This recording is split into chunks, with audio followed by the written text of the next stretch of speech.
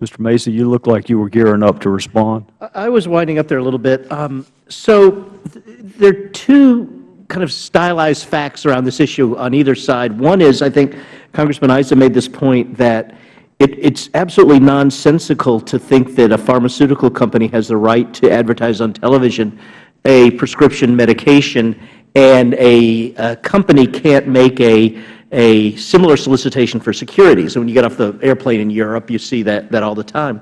The problem that lawyers have, I think, on the other hand, with the issue that you raise about the general solicitation, is that if we start putting SEC rules, Congressman, under scrutiny from a First Amendment constitutional lens, we've opened up a real Pandora's box. Because think about just the Securities Act of 1933, the registration statement. That's a prior restraint on the press to say to a company, you can't send this document out to investors without going to jail until the Division of Corporation Finance at the SEC says it's okay. That's also a First Amendment violation, other than the fact, in fact, something that's very commonly said around law schools, I don't think people have really, it's quite amusing, is that one thing one learns in law school is an unwritten rule of the United States is that the First Amendment doesn't apply to the SEC. I was kind of astonished, actually. The best part of this hearing for me by far was when the chair of the SEC said, "Well, maybe this is unconstitutional, but I have to uphold the law, and so I'm going to ignore the Constitution where it conflicts with the law." That's not the way I learned the kind of hierarchy of documents in our system, but that's the world we live in. There certainly is precedent for executive branch entities not following laws that they believe are unconstitutional, even recent examples of it. I think that you have a moral obligation, if not a legal obligation, if you're the head of a U.S. administrative agency, to resign rather than enforce a law that you actually believe is unconstitutional.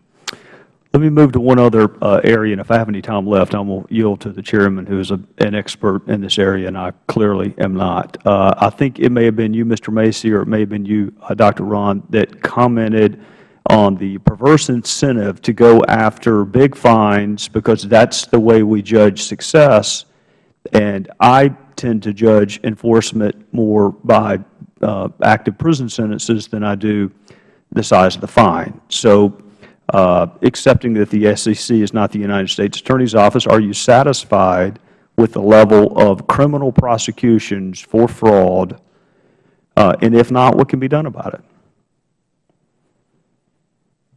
I think that if one looks at, for example, financial fraud, particularly insider trading prosecutions, I think that the problem that the government tends to have, is just as a general rule, is that they overcharge. That is to say, and I think there are current prosecutions that could be cited as an example, but there are many examples that if somebody has done 3 things that are, involve really criminal fraud, I've never understood why the government would charge them with, a 100-count indictment, where when you get to the number 97, 98, 99, 100, these are pretty big stretches as to whether the fraud applies to that conduct. Whereas, I do think if somebody, where people are actually ripping people off, let's go after them. So that's one big problem that I have, for I think what are structural bureaucratic reasons, there are incentives that, for example, the SEC has to say, everything is illegal unless we say it's legal. I think it would be more helpful if they said, where you've actually really committed fraud here in these situations where we know we have, because the structure of a criminal trial is once the criminal defense attorneys cast doubt on a few of these items, then the government can't come in and say, oh, well, we weren't really serious about charging those. Here's what we really want the guy to go to jail for. So I think we need to be more selective and go after real fraud. Another thing is, who are we really protecting? Somebody mentioned in the first panel, gee, isn't this great that we fine Goldman Sachs so much money with respect to this CDO scandal and the way it was selling structured products to investors. I always like to remind my students that the people who were ripped off in that case were two financial institutions.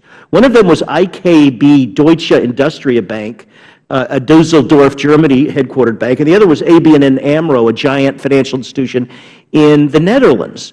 This prosecution is not helping the U.S. small investors, not even helping U.S. investors. It's certainly not helping small investors. I disagree with you, but when you rob another poor person, we call it common law robbery. And when you rob a rich company, we call it something else. And if for no other reason other than to just prop up what's left of public trust in our criminal justice system, I would just like to see more suits prosecuted and fewer folks who don't have the means to defend themselves. No, I agree. My point is simply that I'd like to see more suits brought where the person who's being ripped off is not ABN and AMRO. There are plenty of small investors who are being ripped off as well, and I think that I'd rather have my tax dollars going to protect those guys. But I agree with you in general. More is better. Thank you, Mr. Chairman. I thank the gentleman. For a change,